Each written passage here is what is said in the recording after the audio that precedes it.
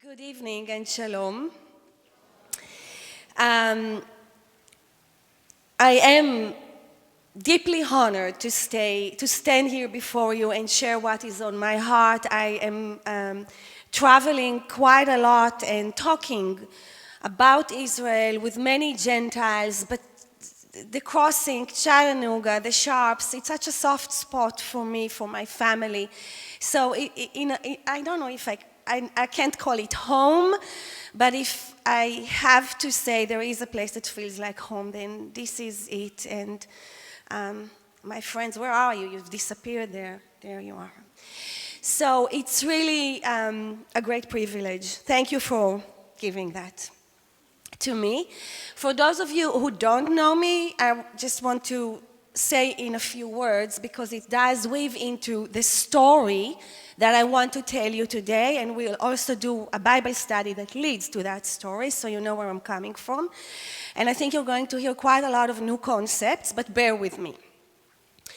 I'm Jewish, I'm Israeli, I was born in Israel, my mother is Israeli born, which is quite a unique thing, because most Jews that live in Israel today are immigrants. We've been in diaspora for 2,000 years, you know. My father was a Holocaust refuge. I minister in Israel in the Messianic body, which I will talk about a little later. I minister there to the brokenhearted, mainly to women in crisis, to their children.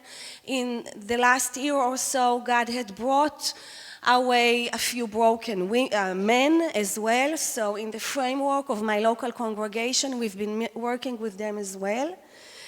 If you want to learn a little more about what we do, there's those leaflets that are that are lying here, and you're welcome to take them later. God has called. When God calls me to do something, He gives me a name. All along the way, whether it's a little project, usually starts with a name, and then He breathes life into that name. And when He called me I had a publishing business, and when He called me out of that to work with the brokenhearted, He had put two names on my heart. The one of them is the God of Israel. And the other one is the father to the fatherless and the defender of widows. And only later, after those two names have been burning in my heart as a vision, and I wasn't even sure what I'm supposed to do with those names, only later I realized how these two work together. Because Israel is a widow. So when God calls Himself the God of Israel, you know, there is no other nation in the world that God takes its name and ascribes it to Himself. It's only with Israel. He's not the God of Egypt. He's not the God of America. He is, you know, but America is not, the name America is not ascribed to His name. Israel is a widow. She is a widow. I'll read just one verse that proves that out of quite a few. Isaiah 54:4, the prophet says, "To my nation, do not fear, for you will not be ashamed. Neither be disgraced, for you will not be put to shame. For you will forget, the day will come, that you will forget the shame of your youth, and you will not remember the reproach of your widowhood anymore." I don't think that day had come. I think it will come. But God calls my nation here a widow and promises that this will be past history one day. Why? Is it because she doesn't have a husband? Because something happened to her husband? No, God exists. Israel is a widow because her husband is hiding his face from her. And please pay attention to this term. God's face and the fact that He is hiding His face from her, because I'm going to talk about it quite a lot. In the ministry that we do back home, we are working with all kinds of widows, broken women. They don't necessarily have to be widows in their ID. They can be divorcees, they can be married to a husband who is hiding his face from them. We help them stand on their feet. And as we do that, we contribute our part in my ministry to the restoration of the entire nation, of the widowhood of Israel. I'm not going to explain now how we do that. The point is to help them get to the Redeemer. And we have a formula, we have a system that helps them do that one step at a time. So we do it back home with individual broken women. Israel needs the Gentiles to do it with her on a national level. And we're getting into it. I want you to follow with me through the Bible as we go through a few verses, because there is this concept that I'm still researching it, and it blows my mind every time I realize how deep and real this is. And unless you understand it and grasp it, it will be really hard for you to become the Ruth that Kay just spoke about. So let's start with Exodus. Exodus 14.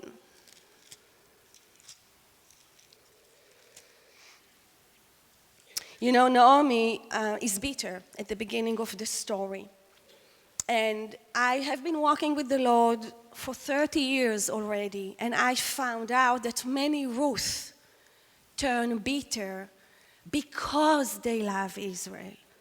Somehow along the road, they turn bitter towards Israel. Okay? And that concept we're going to establish now will help you understand why and how to deal with it. So Exodus 14:19.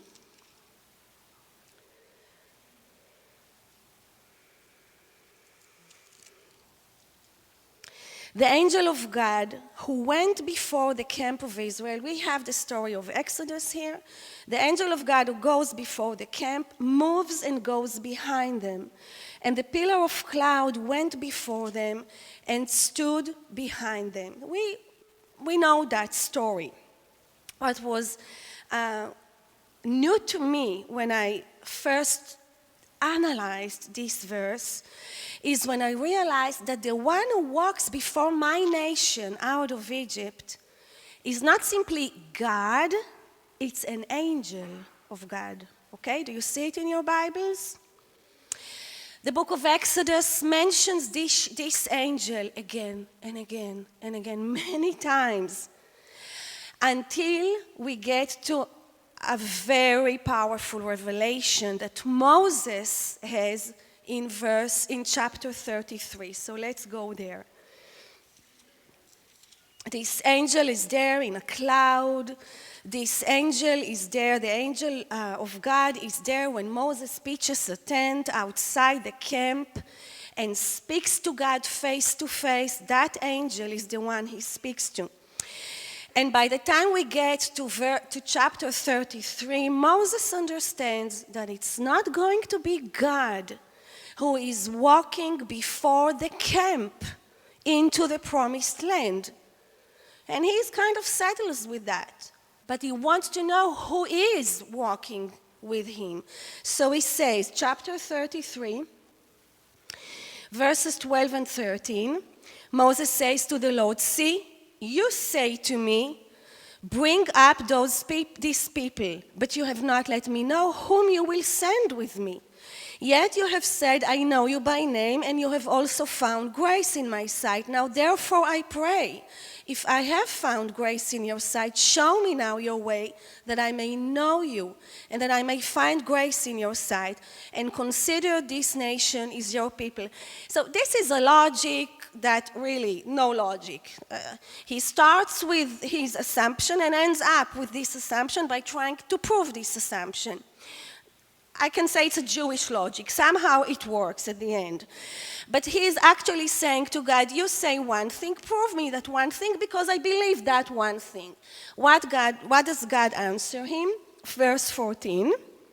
God says, my, what?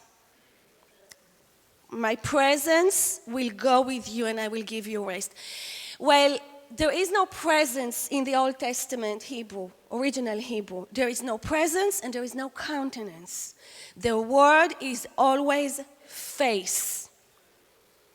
God says here, now I guess King James and his translators and everyone that followed later couldn't figure out how can I face will go with Moses and the people. So they came up with presence and countenance. It's face. My face will go with you and I will give you rest. There's a play word. I will give you rest and I will direct you. How can face walk with a nation? Do they have legs? No. So the solution the translators into other languages found actually hides a deep truth that the church cannot even tap into because of the translation. Because it's not just a face, it's an angel. It's the only angel that can see God's face as they really are. This is the angel that goes before my nation when they leave Egypt. This is the one that stands before Abraham as he negotiates with God about Sodom and Gomorrah. This is the one that reveals himself to Samson's mother. This is the one Jacob struggles with in Peniel. Peniel means the face of God. This is the same angel that he struggles with him. I am still researching that subject, but almost every time this angel appears in the Bible, there is a cloud or smoke or night attached to the story. So in a way, this angel is present in the narrative, but it's hard to identify him. You see, all the other angels, when they're in God's presence, they have to cover their faces. What do the cherubim do on the ark? They cover their faces. We have this fascinating report of Isaiah standing at the throne of God. And what do the seraphim do? They use two hands to cover their faces. All the other angels had to cover their faces. There is only one that can see his face, and he is called in other places in the Bible. And this is not the main point in what I want to share with you today, so I'm not going into a deep study of that. It's a bit hard to take it, I know, but you're welcome to research it for yourself. The only angel that can see his face is called the angel of God's face, Malach Hapanim. You probably will find it, the angel of God's presence or countenance. In Hebrew, it is always Malach Hapanim, the angel of the face. Now, here is the greatest disaster of my people. And as I was writing this morning and getting it prepared, I got so emotional about this verse. Let's open in Deuteronomy 31. Deuteronomy 31. 15. I'll read 15 through 18. The Lord appeared at the tabernacle. Again, we have here this pillar of cloud, and the pillar of cloud stood above the door of the tabernacle. And the Lord said to Moses, "Behold, you will rest with your fathers." So God is speaking about the near future, and in a minute he'll move into the far future. And these people will rise and play the harlot with the gods of the foreigners of the land where they go to be among them, and they will forsake me and break my covenant which I have made with them. This is the story of the Jewish nation. Verse 17, "Then my anger shall be aroused against them in that day, and I will forsake them." It's not an if. God says, He will forsake my people, and I will hide my face from them, and they shall be devoured, and many evils and troubles shall befall them, so that they will say in that day, have not these evils come upon us because our God is not among us? And I will surely hide my face, here it is again, in that day because of all the evil which they have done, in that they have turned to other gods. You see, God says very clearly that this angel will be hidden from my nation. And he is hidden until that very day. One more verse in that context, the last one before we go to Ruth, is Isaiah 63. Isaiah 63 describes amazingly the sacrifice of our Messiah. That's how it starts. It describes him with red colors and blood. And then in verses 9 and 10, he says, in all their afflictions, he was afflicted. And as I was reading it today again, I thought, in all the afflictions of my own family, the pogrom in Kishinev in Russia that my grandmother ran away from and came to Israel, the Holocaust that my father went through, the Inquisition in Spain, all those afflictions, he was there and he was afflicted too. And the angel of his face, it's not presence, it's the angel of his face, saved them. And in his love and his pity, he redeemed them. And he bore them and carried them all the days of old. But we didn't see him. And we rebelled and we grieved his Holy Spirit, and we're still doing it today. So he turned himself against them as an enemy.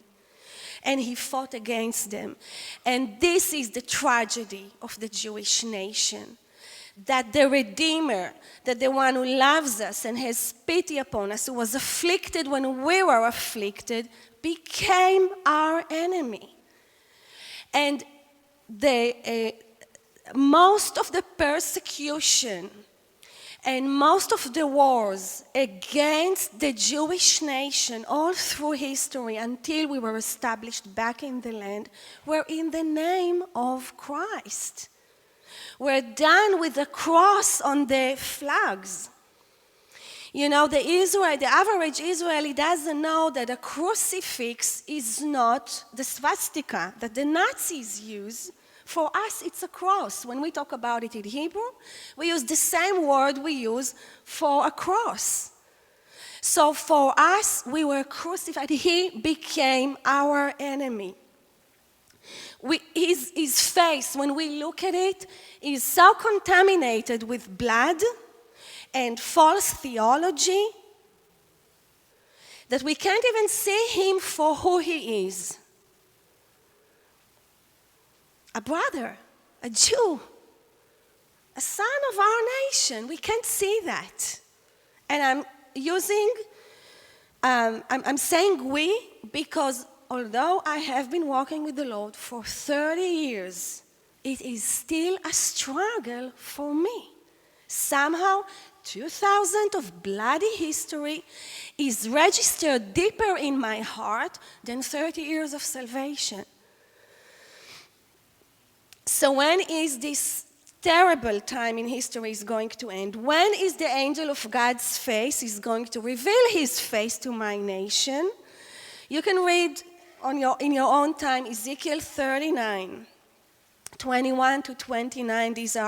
It's God's timetable in the end times concerning Israel, and you will see what is going to happen there with God's face.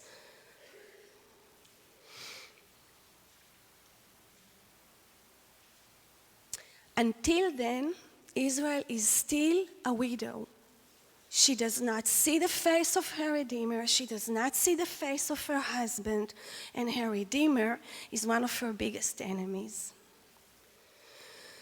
And this is how we come to Ruth. And to your place on behalf of history as a Ruth. Now, the entire book of Ruth is, it's almost a fun study of names. Each name, each location that is mentioned in that book has a meaning. And we're not going to analyze all of them. But in Ruth, now let's go to Ruth. Ruth 1, already at the beginning, verse 2. We have Elimelech, the father, meaning my God is the king.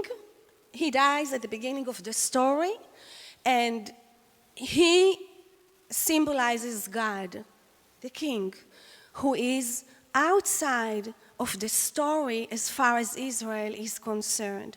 And just like Naomi is coming back to Bethlehem, the house of bread, from diaspora. They have been in diaspora. She lost all her children there. One died to disease, the other one was destroyed. This is what their names are all about, you know. That's what their names mean. She lost everything she had there. She's coming back to the house of bread, but God, the father, the husband, is not a part of the story. So here we have the Jewish widow. And the rest of the story is mostly about the relationship of the Jewish widow and the Gentile widow. At this point in the story, at this point in the history of Israel, the Redeemer is not interested with the Jew, the Jewess. He is not contacting her. He knew she's in town. He heard about it. She was a relative of his. People told him she's there. He's not contacting her. He's not helping her. He's waiting for the Gentile to come to him so that he can redeem both of them. So, we can say that in a certain sense he is hiding his face from the Jewish widow.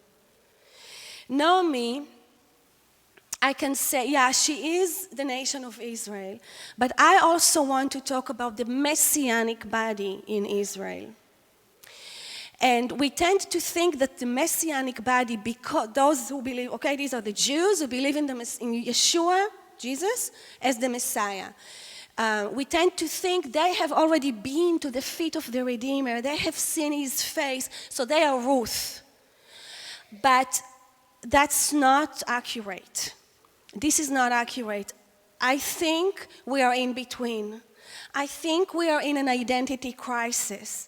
And I deeply believe that we still need Ruth to sustain us, not less than what our nation and our country needs. So when I speak about Naomi, don't think just about Israel or the Jewish people all over the world. Think also about those in Israel who serve God, who have an access to him, who believe in him, and are still struggling with the identity of the angel of God's face. There is a struggle, and we need to look it in the eye.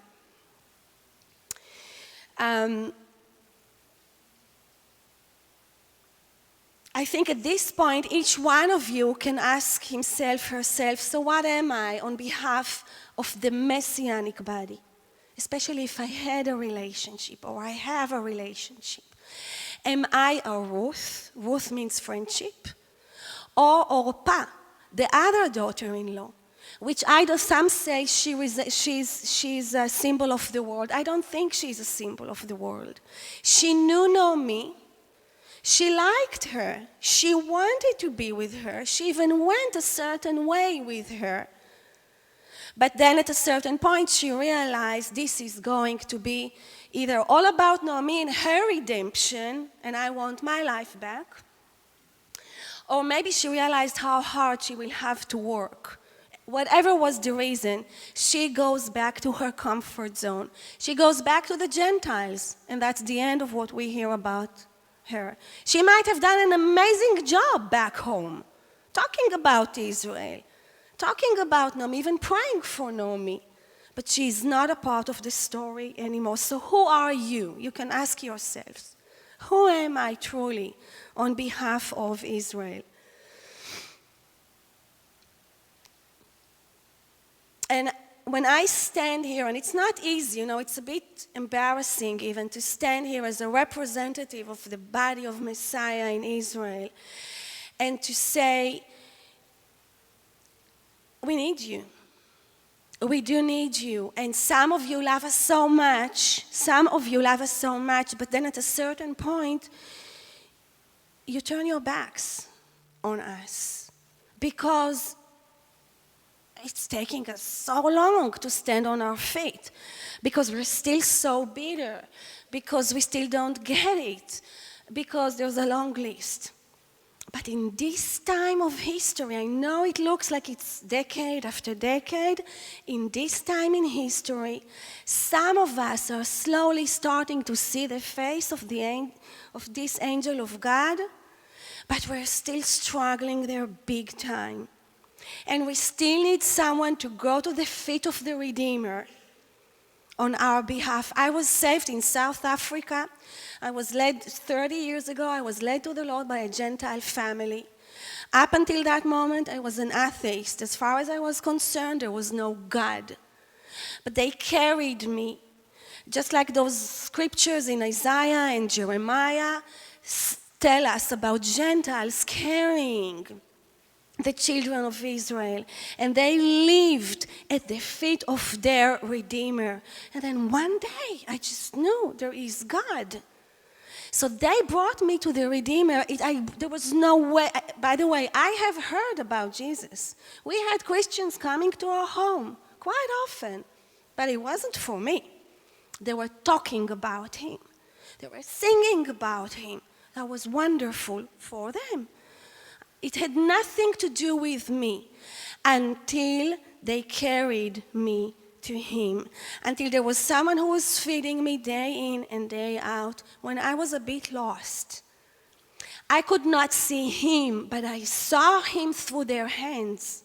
I saw him through their faces. I heard him through their mouth, and that softened my heart.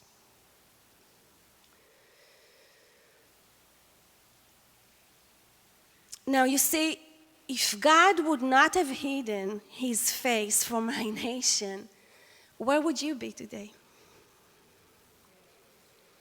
It's like the moon and earth, the sun and earth. It cannot shine on all around the globe. One side turns dark and the other one turns to the moon. So once God turned his face from us, you started saying it. And the gospel went to the Gentiles.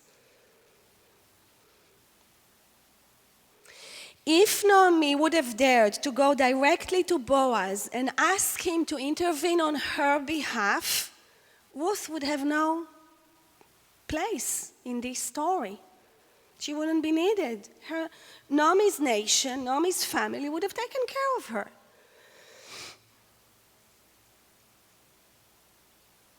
Many Gentiles who are involved with Israel get frustrated with us because God is fulfilling this terrible prophecy from Deuteronomy 31, that the day will come that he will turn his face from us.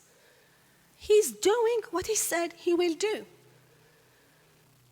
And the nations are angry with Israel for being in this time of history. But if God will show his face back to us, if revival will start in Israel, then this would be the end of the time of the Gentiles. And are you ready for that? We're not getting saved in big numbers. We're investing in every person. We're just working day in and day out around every broken soul to not even lead them to the Lord, to just share our lives with them. Miracles are not taking place in Israel on the same scale that you see all over the world.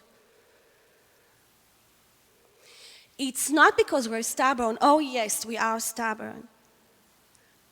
Our stubbornness led to God turning his face away from us. Now it's about God's face shining over the nations. Do we need you less? No. We need you more. We are still widows, and we still need Ruth that will go to the Redeemer for us and come back with full hands.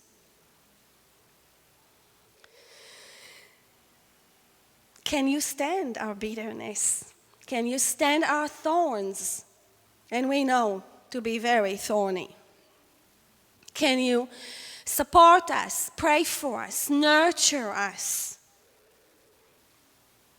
While we stay in who knows where Naomi was, in a cave. I don't know where she didn't go with Ruth to the fields. I think she felt like such a victim that there was nothing that even occurred to her she could do to make her life better. Only after Ruth did it again and again and again, something clicked in Naomi. And then she comes up with this plan and says, hey, by the way, we have a relative. Where were you 2 weeks ago? Why didn't you think about it earlier? Because she was so busy with her wounds. So, can you spend the night at the feet of the Redeemer on our behalf? Ruth spends the night there, chapter 3. Ruth spends the night there. She lays at his feet in verse 14. And when she gets up in the morning,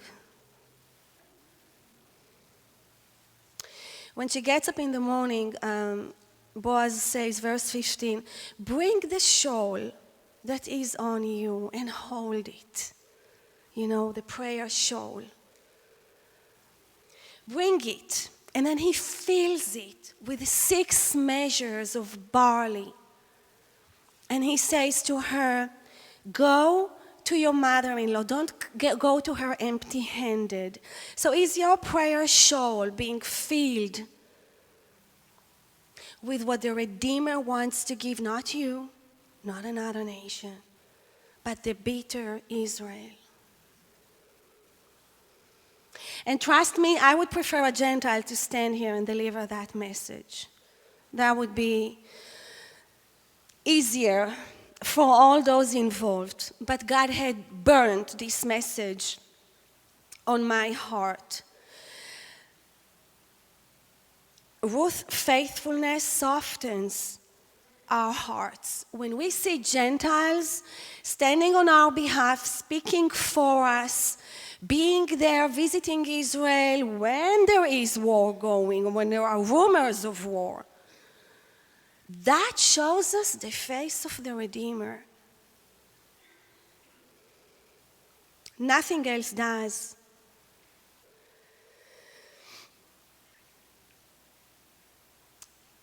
The future of Naomi, the future of the Messianic body, is with our kids, is with the child. That was Naomi's future. It's with the fruit that we can produce with the Gentile church. However, as I just shared with you earlier, the face of the Messiah, even though he's Jewish, his face, even now, I'm closing my eyes and I'm trying to think Yeshua. And I have to weave my way through I have to clear the path to see him for what he is and for who he is. It doesn't come easily. When I start praying, every time I pray Abba. I start with the Father. I have an easy access to him. I pray in the name of Yeshua, in the name of the Redeemer and what he has done for me. That comes easy to me. But looking him at the face and having a relationship with him, it's not easy. Our children, I represent that layer of Israeli leadership that we were not born in Messianic families. We were usually the first one in the family to be saved. But so we had a crisis of identity as Jews. When I was saved in South Africa, I was sure I'll come back to the airport. Somehow they will know that I believe in that man, and they will not even let me in. The fear was so big, because that's what we're taught all the time. Our children are born to Messianic families, and they don't have that crisis. They learn about him at home, they go to school, they share about him, they serve in the army, they share about him. However, they are now caught in between this, but we're not a Ruth. We're not a Gentile church, but this is our makeup, and we're not that bitter Naomi anymore, so who are we? So our children need a lot of prayer too, and they need the ability, the space to define who they are. And actually, I think it's the first time ever in history, that you have Jewish children raised in Israel as Messianic Jews. Because the generation immediately after the resurrection, persecution started, and they fled all over Asia Minor and the Middle East and spread the gospel. This is the first time Jewish kids are raised in Israel as Messianic kids. And I guess they will be those who will see the face of our Redeemer for who he really is. So the attack on them is enormous. They will be by the name of Oved, the son that was born to Ruth and Boaz is Oved, and that means a worshiper. So the attack is on their identity as worshipers. When Ruth comes back to Naomi after the night at the feet of the Redeemer, and she brings her this shawl full of provision, Naomi looks at her and she says to her, chapter 3, verse 16, she says, well, again, it's a mistranslation in English. It says here, "Is that you, my daughter?" But the original text says, "Who are you, my daughter?" Which is like one thing and the opposite. You're my daughter, but who are you? Something happened to Naomi at the feet of the Redeemer, to Ruth, at the feet of the Redeemer, that Ruth on one hand wanted, and on the other hand she couldn't recognize. Who are you, my daughter? So are you, as Ruth, presenting a challenge to the present day Naomi? Now, how can you know what does Naomi need? You know, that Naomi, we knew she needed to be fed. What does Naomi need to know today? What does she need today? How would you know that? Psalms 122 calls us to pray for the peace of Jerusalem. And those of you who are here, I assume you have some kind of love for Israel, and you know that verse. And again, there is an inaccurate translation. It doesn't say pray for the peace of Jerusalem. It says ask, how is Jerusalem doing? Don't just say a prayer, may there be peace in Jerusalem, but get involved. If you want to know how I'm doing, you have to ask me. You have to have a relationship with me. So how do you know what does Naomi need? What is it that you can go to the feet of the Redeemer with? You'll have to ask God, which part of Naomi, present day Naomi, the Messianic body included, he wants you to bring to his feet, and then be active about it. Contact a ministry or a congregation in Israel. Get to know what is it that they struggle with. Where are their weaknesses? What are those realms where they're struggling again and again and again? This is where they need you to pray on their behalf, to help them right there.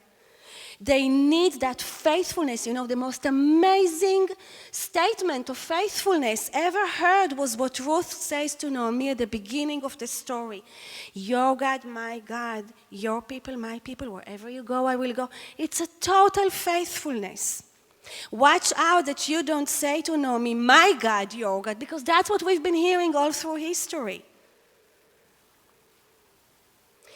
when we look at Yeshua, we see a Gentile God. And it takes humility for Ruth to allow him to be Jewish again, to come back home. And remember, your faithfulness is what will soften the heart of Naomi and will usher in that time when the angel of God's face will reveal his face back to my people. And what a day this is going to be.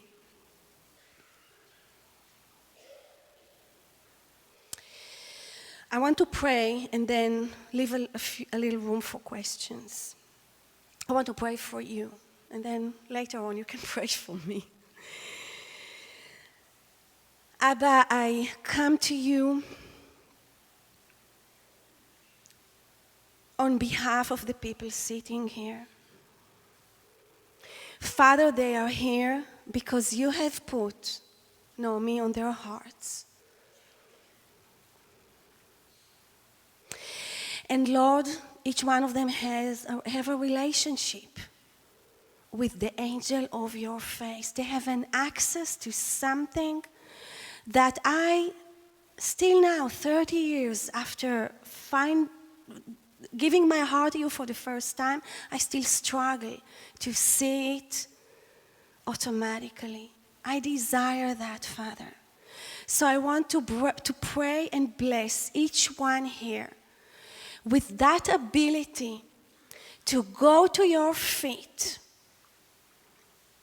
and minister there to you on behalf of Naomi, Abba.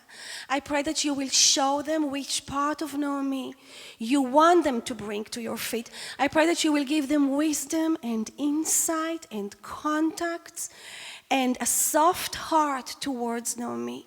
I ask you, Abba, to help them leave any judgment behind them, to forgive us for being so bitter, so lost, so childish at times, so needy, so powerful on one hand and then lost on the other hand. Give them the heart of Ruth, Abba. I pray, Lord, that you will create relationships for each one here with a part of the Messianic body in Israel.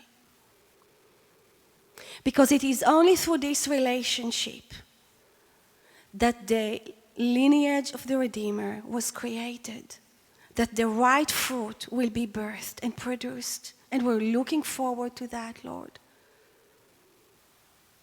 I thank you for the name of Yeshua. I thank you for the salvation you give us through him. Show us his face. Abba, show us his face.